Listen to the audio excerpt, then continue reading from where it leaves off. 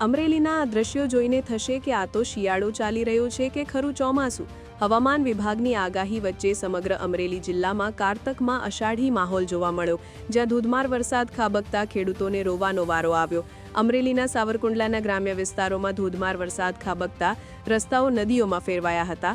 સાવરકુંડલાના ઘોબા, પીપરડી, ભમોદરા ગામે અનરાધાર 5 ઇંચ વરસાદ ખાબકી જતા ખેતી પાકોને વ્યાપકપણે નુકસાન થયું હતું। તો સાવરકુંડલાના ભમ્મર ગામની ફૂલજર નદીમાં પૂર આવતા નીચાણવાળા વિસ્તારો પાણીમાં ગરકાવ થયા હતા। ભારે વરસાદમાં ખેડૂતોની મગફળી તણાઈ ગઈ હતી, તો સાવરકુંડલાથી મહુવા તરફનો માર્ગ પણ બાધિત થયો હતો।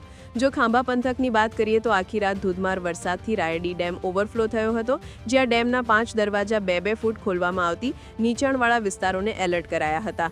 તો રાજુલાના કોસ્ટલ બેલ્ટ વિસ્તારના ડુંગર, માંડળ, ડુંગરપરડા, કુંભારિયા, દેવકા, બાલાપર, મસુમદડા સહિતના વિસ્તારોમાં ધોધમાર વરસાદ ખાબકતા ડુંગરની સ્થાનિક નદીમાં પૂર આવ્યું હતું। જાફરાબાદ કોસ્ટલ બેલ્ટમાં પણ આખી રાત ધોધમાર વરસાદ ખાબકતા ઠેર ઠેર પાણી ભરાયા હતા।